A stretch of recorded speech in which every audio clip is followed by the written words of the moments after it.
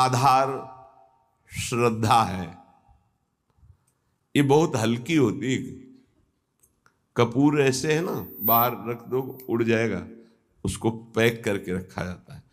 ऐसे गुरु श्रद्धा, इष्ट श्रद्धा, इसे बहुत छुपा के रखा जाता है।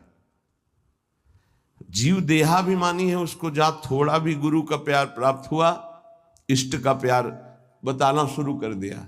आज स्वप्न में हमने देखा था ऐसा, हो भगवान आए थे, ऐसा आए थे, वैसा। हमको तो ऐसा ऐसा अनुभव गया, जैसे कपूर को बाहर रखो उड़ गया, खत्म। अब देखना तुम्हारे स्वप्न में क्या आता है, अब देखना तुमको कैसा गुरु प्रेम अनुभव में आता है, राग द्वेष उत्पन्न हो जाएगा। श्रद्धा ही भक्ति का आधार है। अपने आराध्य देव की श्रद्धा को गुप्त रखा जाता है। जितना गुप्त रखोगे उतना बढ़ेगी, जितना प्रकाशित कर दोगे उतनी खत्म हो जाएगी। ये बिल्कुल गांठ बांध लो इस। आराध्य देव गुरुदेव संबंधी प्रीति को प्रकाशित नहीं किया जाता, उसको छुपाया जाता है। आपको गुरुदेव बहुत प्यार करते हैं ऐसा लगता है, ये तो आपकी पावन दृष्टि है, मैं अधम उनके लायक कहाँ हूं। हाँ, इतना जरूर है कि उनके सिवा कोई है नहीं हमारा। ऐसे आराध्य देव इष्ट देव के बाद इतनी बात, उनकी कृपा का बार बार अंतर में स्मरण, तो वो बोलना नहीं, अगर बोल दिया तो वहीं से आप देख लेना, स्मरण खत्म हो जाएगा, वो प्रभाव खत्म हो जाएगा, स्वप्न आना खत्म हो जाएगा। आपकी जागृत अवस्था में वो चिंतन वृत्ति नहीं रहेगी, चाहे इष्ट की हो या गुरुदेव की।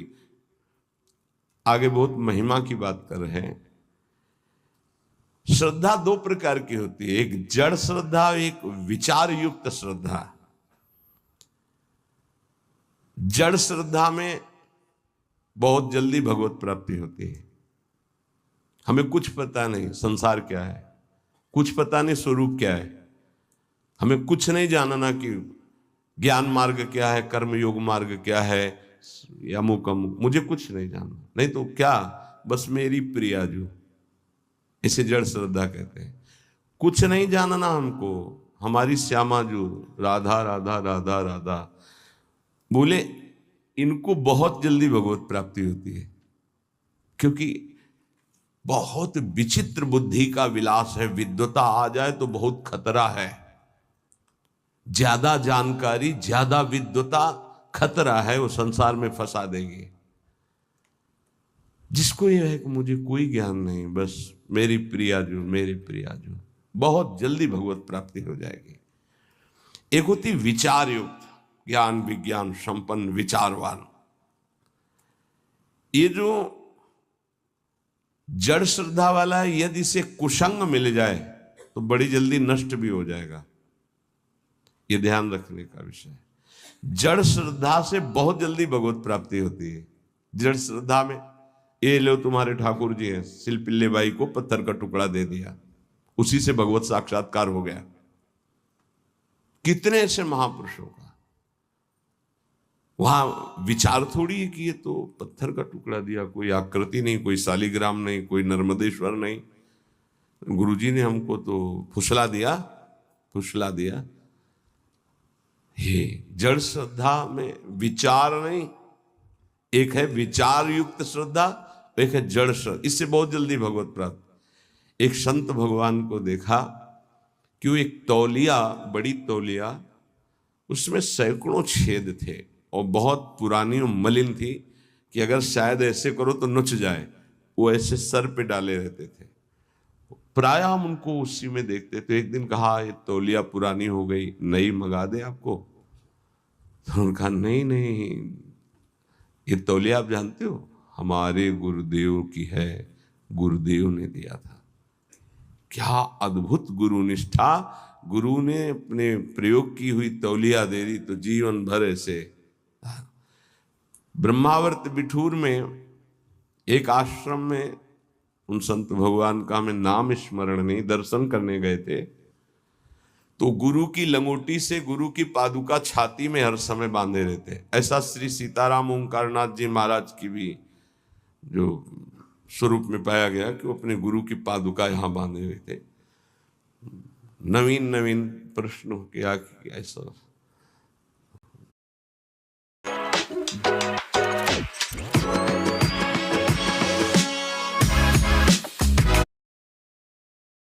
नवीन नवीन प्रश्न किया कि ऐसा, बस उन्होंने इतना ही कहा कि इससे हमारे हृदय में रहता है मेरे गुरुदेव मेरे छाती से लगे। इसे जड़ श्रद्धा कहते हैं। विचार की जरूरत नहीं है। गुरु प्रसादी, गुरु वस्तु, इष्ट प्रसादी, इष्ट वस्तु, ये जीवन बन जाता है, ये जीवन हो जाता है। उसमें विचार की जरूरत नहीं। बिना ही विचार करी शुभ जानी। हमारी आसक्ति इतनी हो जाए कि विचार करने की गुंजाइश न रह जाए इष्ट और गुरु में। लेकिन ऐसे साधकों के लिए गिरने की भी बहुत चांस जोरदार होते हैं। तुम देखो ना, तुम्हें कोई ठाकुर जी दिए हैं क्या? ये पत्थर है, तुम्हें फुसला दिया, अच्छा तो अब विचार रहित है, विचार जागृत नहीं हुआ तो भटक भी सकता है। पूज्य बाबा कह रहे हैं उपास्य के विषय में यदि कोई तर्कना करने वाला मिले तो उससे भाग पड़ो। उपास्य देव गुरुदेव के संबंध में यदि कोई तर्कना उपस्थित करे तो ऐसे व्यक्ति से तत्काल दूरी बनाओ, नहीं तो वो आपकी श्रद्धा का अपहरण कर लेगा। यदि उपास्य देव के सेवा सुख की चर्चा, उनकी लीला की चर्चा तो ठीक है, उपास्य देव के विषय में कोई तर्क वाली बात नहीं सुननी है। उपासना में भारी विघ्न पड़ जाता है जब तार्किक पुरुषों का संग जड़ श्रद्धा वाले को हो जाता है। बहुत विचित्र खेल है, बहुत संभलना है, बहुत विवेक की बात है। बिल्कुल संग छोड़ देने, जड़ श्रद्धा में फिर फर्क पड़ जाएगा। विचारवान तो अपने को संभाल लेगा, लेकिन जड़ श्रद्धा वाले में फर्क पड़ जाएगा। और अगर जड़ श्रद्धा पुष्ट हो गई तो भगवत प्राप्ति हो गई। उपासना में जो विघ्न है वो सबसे बड़ा तार्किक पुरुषों का संग है। पूज्य बाबा गुरुदेव के बताए मंत्र, गुरुदेव के दिए उपास्य देव और गुरुदेव की दी हुई साधना में किसी का हस्तक्षेप बर्दाश्त न करे। इस बात को बहुत जोर से पकड़ लीजिए यदि मंगल चाहते हो तो। गुरुदेव के बताए हुए मंत्र, गुरुदेव के दिए हुए इष्ट देव और गुरुदेव की बताई हुई उपासना साधना में कभी भी किसी भी तरह का हस्तक्षेप बर्दाश्त न करें। बहुत को बहते देखा ऐसे प्रवाह में बहते हुए कि वो पकड़ में नहीं आ रहे, चले गए, संसार की दलदल में पुनः फंस गए। कभी भी ऐसे तार्किक पुरुषों का संग न करे जो आपकी उपासना का खंडन कर रहे हो। ये गांठ बांध लीजिए, बहुत हानि हो जाती है, अश्रद्धा हो जाती है। बहुत संभालना है क्योंकि बहुत कोमल श्रद्धा होती है। ये सूक्ष्म विषय सत्संग है, इसको अच्छे से समझना। हमारा भाव बढ़ता चला जाए, तार्किक पुरुषों के द्वारा भाव घट जाता है और यहां तक कि नष्ट भी हो जाता है। जो विचारवान भक्ति वाले होते हैं उनको बहुत विलंब से भगवत प्राप्ति होती है, पर उन विचारवानों को जल्दी कोई भ्रष्ट नहीं कर सकता। ये बात समझना, क्योंकि वो ज्ञान विज्ञान संपन्न है, तत्काल हर बात को काटने की क्षमता रखते हैं। पर जड़ श्रद्धा वाला काटने की क्षमता नहीं रखता, वो तो आसक्त होने की क्षमता रखता है। अब उसकी अगर आसक्ति परिपक्व हो गई तो फिर भगवत प्राप्ति। शिल्पिल्ले भाई की जिससे चर्चा में आता कि उनका ब्याह हुआ तो वो अपने वही जो पत्थर का टुकड़ा उसे ठाकुर जी मानकर गुरुदेव जी ने दिया था, तो वैसे ही सजा कर ऐसे साथ। तो पति ने देखा बार बार, तो वो पति की तरफ देख ही नहीं रही थी जब नया ब्याह हुआ। तो उसने सोचा क्या है इसकी गोद में जो हमारी ओर ये देख ही नहीं पा रही, क्या है? बोले हमारे ठाकुर जी हैं। एक नदी पास में थी, लिए से फेंक दिए कि हमारे और आपके बीच में यही है ना बाधक, फेंक दिया। आप तो उसके प्राण व्याकुल हो गए। मेरे प्रभु, ये देखो जड़ श्रद्धा है, पर आसक्ति प्रबल हो गई, श्रद्धा प्रबल आसक्ति में बदल गई। घर ले गए, ना आंख खोलना, ना बात करना, ना पानी पीना, ना भोजन पाना। जब बहुत विनय की तो आंख खोल के कहा, मैं अपने प्राण त्याग दूंगी, एक बूंद जल नहीं लूंगी यदि हमारे ठाकुर जी नहीं आए। अब समस्या है, नई बहू है, अगर नहीं तो फिर प्राण त्याग देगी। फिर वो इतना प्रेम है तो बुलाओ ना अपने ठाकुर जी को। जल में फेंक दिया है, अरे वो पत्थर है, पत्थर का टुकड़ा है, कोई भगवान नहीं, तुमको ऐसे केवल बहकाया गया है, तुम्हारे गुरु ने तुमको बहकाया, कोई भगवान नहीं है वो। तो उन्होंने कहा ऐसा नहीं, आप एक शब्द ऐसा मत बोलिए। और ऐसे बाह करके जे ही पुकारा तो वही जल से निकल कर ऐसे आए और श्री कृष्ण रूप धारण करके हृदय से लगा लिए। जड़ श्रद्धा, जड़ श्रद्धा का मतलब विचार की गुंजाइश ही नहीं, मेरे प्रभु, मेरे गुरुदेव, बस मेरे सर्वस्व, वहां विचार नहीं। यद्यपि जड़ श्रद्धा सरल भक्त हृदय को भगवान बहुत जल्दी मिलते हैं, जैसे अढ़िया जी का सुनाया था। जैसे एक भक्त बस सुन लिया कि चतुरासी जी के गायन से प्रियालाल का रूप साक्षात्कार होता है, छुटी 84 भ्रमंते निर्खय जुगल किशोर, तो एक ही पद बनी श्री राधा मोहन जी की जोरी, गाय चरा रहा है, गा रहा है, बार बार यही बनी श्री राधा मोहन जी की जोरी। पीछे से नूपुरों की धुनी आई तो मुड़ के देखा तो गौर श्याम जोरी पीछे पीछे चल रही। जैसे पूज्य महामहिम श्री जयदेव जी का रचित गीत गोविंद की महिमा है कि जब गीत गोविंद तो पीछे ठाकुर जी, वो एक बालिका मालिन की थी, पीछे ठाकुर जी।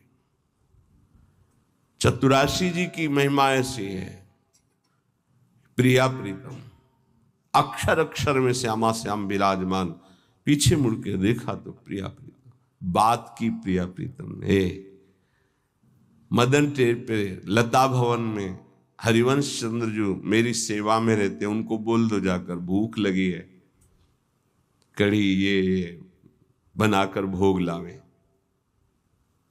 वो आकर महाप्रभु से बोले कि जुगल जोरी सरकार ने ऐसा ऐसा, तुम्हें कैसे मिले?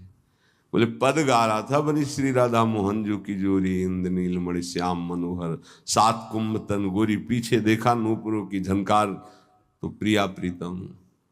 महाप्रभु तो कैसे हमारी करुणामयी जोरी की एक चरवाहे को, जो मुनि मन ध्यान धरत नहीं पावत, बहुत सरल भक्त को बहुत जल्दी भगवत प्राप्ति हो जाती है, बहुत जल्दी हो जाती है। बस उसका कुसंग ना होने पावे, जब तक प्रबल आसक्ति ना हो जाए। सरल भक्त को इन विचारवान तार्किक जनों का संग नहीं करना चाहिए, इससे उनकी श्रद्धा में शिथिलता आ जाएगी, अनुभव शून्य हृदय होने लगेगा, कृपा जो हुई है उसका भी अनुभव नहीं होगा। बहुत बचो संग से। इसीलिए कहते हैं कि अपनी दिनचर्या करो, कमरे में घुस के बैठ जाओ, नाम जप करो, पड़े रहो, मिलो मत किसी से। ये जो कह रहे हैं इसका मतलब समझो, बाहरी हवा लगेगी, आंतरिक निष्ठा में फर्क पड़ जाएगा। विचारवान अगर साधक है, श्रद्धावान है, तो उस पर कोई फर्क नहीं पड़ता। जैसे विचारवान साधकों से बहुत तर्क किया जाता है, हे शास्त्र, वो शास्त्र, वो शास्त्र की बातें, दौड़ा दौड़ा के उनको वहीं खड़ा कर दिया जाता है। आखिरकार रस का स्वरूप क्या है वो अपने आप। पर ये सब बुद्धि की दौड़ भाग है, विश्राम मिलेगा सरल भाव से। संत सरल चित जगत हित जान स्वभाव स्नेह। भागते भागते जब थक जाता है तब भगवान की शरण में आता है। आना तो पड़ेगा ही, हरि शरणम सनकादि बोलते हैं तो औरों की बात क्या।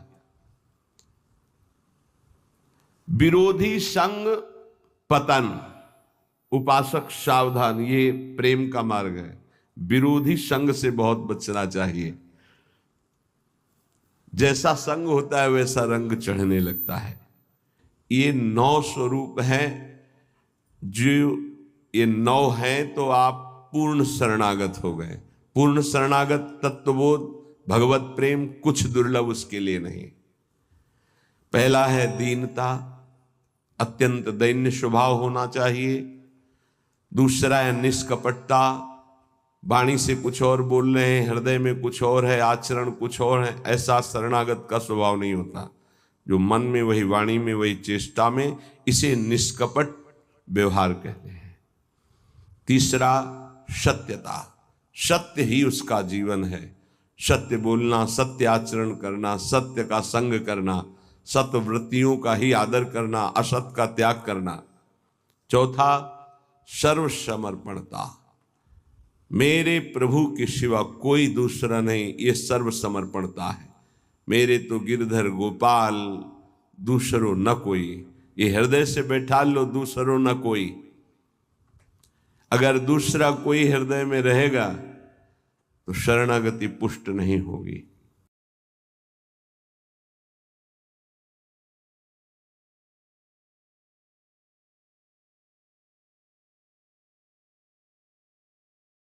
कोई कैसा भी हो, यदि उसकी शरण में आ जाए तो दुलार ही करेगा।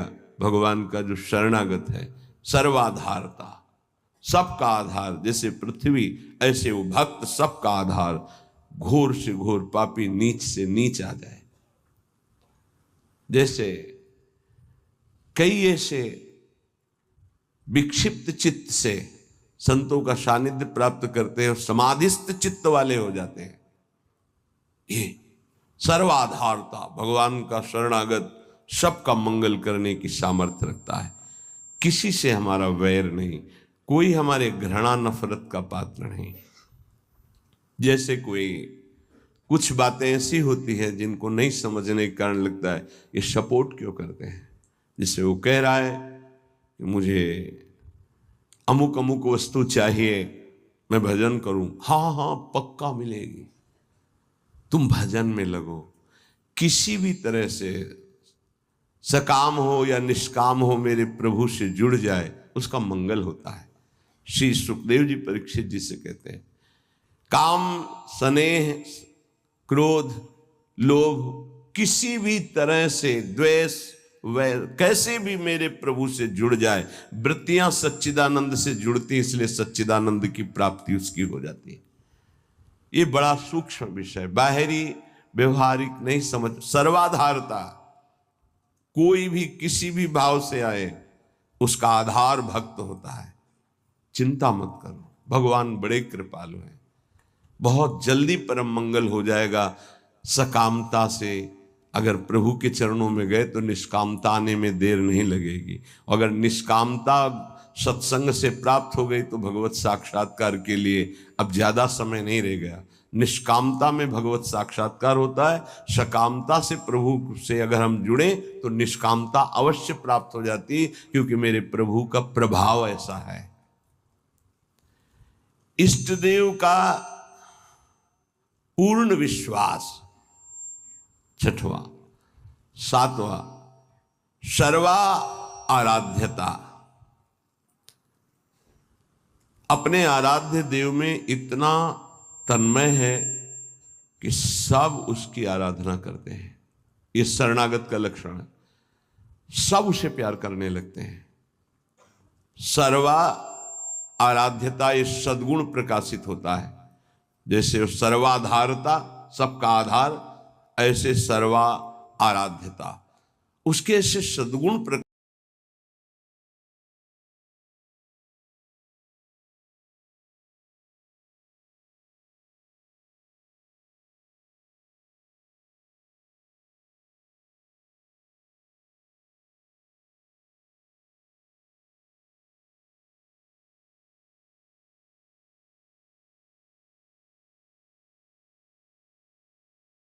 सब उसकी आराधना करते हैं। आठवां इष्टानन्यता, एक भरोसो, एक बल, एक आस विश्वास। नवा निज स्वरूप विस्मरण, अपनी भी याद गई, केवल अपने इष्ट देव की याद। देखो वेदांत में निज स्वरूप स्मरण, प्रेम में निज स्वरूप विस्मरण। मैं श्यामा श्याम की सेवा कर रहा हूं। कई बार सत्संग में कहा, अगर शब्द पकड़ा हो, उपासक की जब सेवा सिद्ध होगी तो मैं सेवा कर रहा हूं ये गायब हो जाएगा। केवल सेवा और सेव्य, सेवा हो रही, सेव्य, मन सेव्य, बुद्धि सेव्य, चित्त सेव्य, इष्टाकार वृत्ति, अपनी हूं सुधि ना रही, एक रहो नंदलाल। तो इष्ट देव का निरंतर जो चिंतन करते हैं, सत्संग करते हैं भगवत प्रेमी महात्माओं से, तो उनको ये 9 प्रकार की शरणागति पूर्णता कराने वाली प्राप्त हो जाती है। फिर तो इतना आनंद में जीवन होता है जैसे खाण का खिलौना है, चीनी का, दीपावली में वो प्रकाशित होता है, वो घोड़ा बने हुए और उसमें बैठे हुए।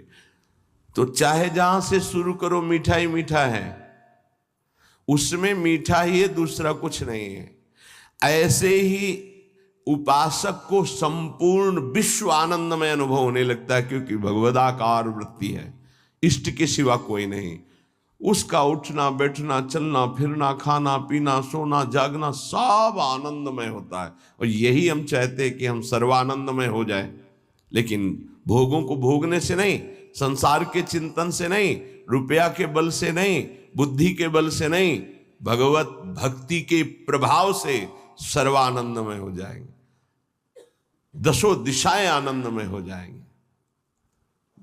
नाम जपत मंगल दिशि 10 दिशाएं उसके लिए मंगल भवन हो जाएंगी, जो नाम जप कर रहा है, भगवान के चिंतन में है। बड़ा उपहास करने की चेष्टा की महाप्रभु चैतन्य देव की। काशी में विराजमान अपने मठ में, जहां हजारों शिष्य वेदांत दर्शन के अनुसार चलने वाले, ब्रह्मबोध की स्थितियां,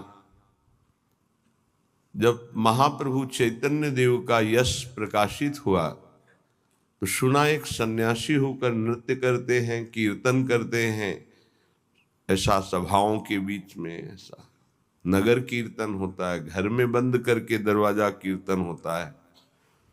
भगत लोग खूब अच्छे अच्छे पदार्थों का भोग लगाते हैं। बड़ा उपहास का भाव उनके अंदर आया। सन्यासी होकर ये नाचते हैं, गाते हैं, ऐसा इनको तो एकांत में बैठ करके समाज चिंतन शून्य होकर आत्मस्वरूप में स्थित होना चाहिए। ये व्यवहार, ये तो प्रारंभिक भक्ति के साधकों का होता है, ऐसा नहीं होना चाहिए, ऐसा नहीं होना चाहिए। जो प्रेम की महिमा नहीं जानते हो, चाहे जितने बड़े ज्ञानी हो, उनकी भाषा बदल जाएगी। प्रेम एक अलौकिक दिव्य भगवत तत्व को भी अधीन करने वाली सामर्थ्य का नाम है। जहां भगवान की भगवत्ता का विस्मरण कर दे, जीव के जीवत्व का विस्मरण कर दे। अभी आम ब्रह्मास्मि की सिद्धि वाले कैसे जाने? इन्होंने लिखा एक पत्र में महाप्रभु को कि जो कबूतर है वो कंकड़ चुनता है, बाजरा आदि चुनता है, इतना उसके अंदर विकार होता है। अच्छे अच्छे पदार्थ पाने वाला क्या निर्विकार हो सकता है? क्या ये संन्यास धर्म है? ऐसे कई बातें हैं। महाप्रभु के पास एक से एक सार्वभौम विद्वान विराजमान, भट्टाचार्य एक से एक विद्वान। कैसा सन्यासी, कैसे कैसे शब्दों का प्रयोग कर रहा है। संस्कृत में सार्वभौम भट्टाचार्य जी ने श्लोक लिखा कि तुम्हें यह ज्ञान है, आंतरिक स्थिति से तो मैं उत्तर नहीं दे रहा हूं, केवल बाहरी बात बता रहा हूं कि बड़े बड़े पशुओं का संहार करके, स्वयं शिकार करके सिंह खाता है। कहीं कहीं आता है जीवन में एक बार संतान उत्पत्ति करता है, कहीं कहीं आता है वर्ष में एक बार। तुमने खुद लिखा ये बंदर, कबूतर, कई ऐसे जीव पाए गए जो बहुत ही ऐसा काम भाव उनके अंदर। क्या आहार प्रधान है काम में? क्या बाहरी दृश्य से किसी की स्थिति जानी जा सकती है? पर उनको अपने ज्ञान के आगे कुछ समझ में नहीं। सार्वभौम भट्टाचार्य का प्रभु आदेश कीजिए, पूरी काशी में सबको बैठाल कर अगर इनको परास्त न कर दे तो बता। बहुत अद्भुत विद्वान सार्वभौम भट्टाचार्य जी। एक कोई ग्रंथ था, उसका नाम हमें याद नहीं है। उस समय ना तो कोई ऐसे छापे थे कि छप जाए, और उस बड़े मोटे ग्रंथ को उनको प्राप्त करना था। तो गए, तो वहां उनसे प्रार्थना की, कुछ दिनों के लिए हमें दे दो। बोले कदापि नहीं। तो उनका फिर एक बार सुना दो हमें। उनका हाँ ये हो सकता है। तो एक बार सुनने मात्र से पूरा प्रारंभ से लेकर विश्राम तक पूरा ग्रंथ कंठास्थ कर लिया। ऐसे विद्वान महापुरुष। महाप्रभु से कहा, प्रभु आपके विषय में इनको हम काशी में जाके पढ़ा। महाप्रभु ने कहा नहीं, ये हमारी भक्ति का स्वरूप नहीं है। संयोगवशात कृपालु महाप्रेम स्वरूप चैतन्य देव जी काशी पधारे। अब एक भगत जो प्रबोधानंद जी से भी परिचय रखता था और महाप्रभु की सेवा में भी, वो नजदीक गया और कहा कि प्रभु पधारे हैं चैतन्य देव, आप कृपा करके मिल ले। वो इसलिए मिलाना चाहते थे कि बहुत अच्छे संत हैं, पर इनके मन में ऐसी भावना वेदांत को लेकर जो आई है, तो ये समझें कि वेदांत ही सर्वस्व नहीं, वेदांत के ऊपर भी कोई रस है जिसका नाम प्रेम है। उन्होंने कहा मुझे किसी से मिलने की आवश्यकता नहीं, मना कर दिया। श्रीपाद प्रबोधानंद, उस समय प्रकाशानंद सरस्वती नाम था। भक्त ने पहले चैतन्य महाप्रभु को प्रार्थना के द्वारा राजी किया कि प्रभु यदि श्रीपाद निमंत्रण दे दें तो आप कृपा करके उनकी सभा में पधारेंगे। तो प्रभु श्रीपाद पर कृपा करना ही चाहते थे। ये महापुरुषों का स्वभाव होता है कि जो उनकी निंदा, अवहेलना, अपमान करे उसका परम मंगल कर दें। ये उनका स्वभाव होता है, कोई नहीं जान पाएगा इस स्वभाव को। श्रीपाद से कहा हमारी इच्छा है कि हम आप सब संतों को प्रसाद भोग पवाएं और एक संत संगोष्ठी हो जिसमें महाप्रभु चैतन्य देव भी पधारे। उनका हाँ, इसमें मुझे कोई परेशानी नहीं, क्योंकि वो हमारे यहाँ आएंगे। मान बड़ा सूक्ष्म विषय होता है। इतना बड़ा ज्ञानी महात्मा और मान को अभी बांधे हुए है, यही बहुत मुश्किल होता है। तभी बड़े संतों ने कहा है, कंचन तजना सहज है, सहज त्रिया का नेह, मान बढ़ाई ईर्ष्या दुर्लभ तजनाए। ईर्ष्या से प्रेरित होकर निंदा की और मान के अधीन होकर उनके चरणों में नहीं गिरे जाके। जब ये कि हमारे आश्रम आएंगे तब उन्होंने कहा फिर को तो कोई बात नहीं, आने दीजिए। और उनको था कि सभा में बैठ करके हम उनको इस तरह की चेष्टाओं के लिए उनको कहेंगे तो वो खुद मानेंगे कि गलती है।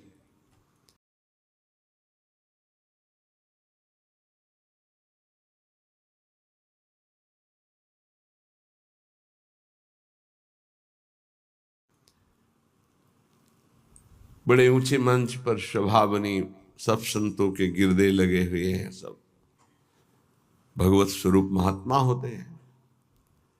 सब इंतजार कर रहे थे केवल चैतन्य देव पधारे और शास्त्रार्थ शुरू हो।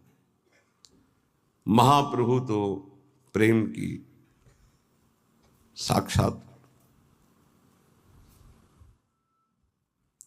जहां वो उच्च स्वर में बोलते थे,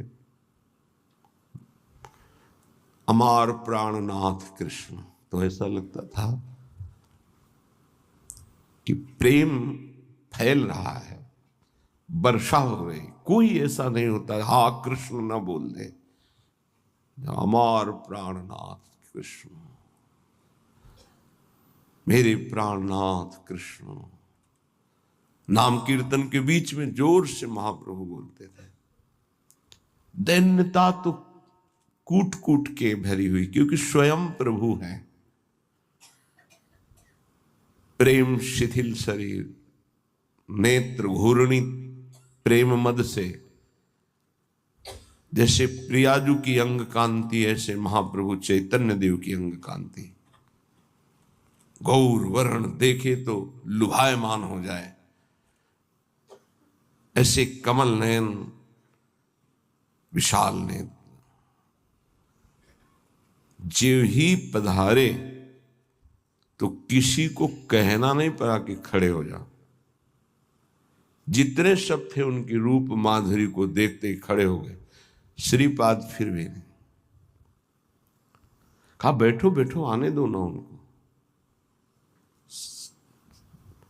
एक भगवत प्रताप होता है, जैसे रावण की सभा में जब हनुमान जी को बांध के लाया गया तो सब खड़े हो गए आश्चर्यचकित होकर। किसी की हिम्मत नहीं थी कि आसन में बैठा रहे। इतने बड़े महापुरुष राम भक्त पधारे, सब खड़े हो। रावण सबसे बैठ जाओ बैठ जाओ, इसका सम्मान थोड़ी करना है। वो तो असत अविद्याग्रसित, लेकिन ये विद्या के पारंगत विद्वान, पर मान का कुछ ऐसा स्वभाव होता है कि वो अपने आगे किसी की नहीं चलने देता। महाप्रभु बैठ गए जहां सबके चरण धोए गए थे, वो उस जगह पर बड़ी शिथिलता है, प्रेम विवशता है। अब तो श्रीपाद के हृदय में जलन हुई कि अरे इतने बड़े महापुरुष जिनका पूरे विश्व में यश फैल रहा है और वो ऐसे दैन्य। लगा धिक्कार है हमारे मान को। उठे और नजदीक गए और बाहु पकड़ी और कहा स्वामी जी आप यहाँ क्यों बैठ रहे हैं, आप पधारिए ना। तो उनका नहीं प्रभु, आप गुरुजनों के सामने वहां बैठना मेरा उचित नहीं, मैं तो अपने नियत स्थान पर बैठ गया हूं प्रभु उचित। ये जो दैन्यता का प्रभाव, लुट गए पर चरण नहीं पकड़ पा रहे थे, फिर भी मान रोक रहा था।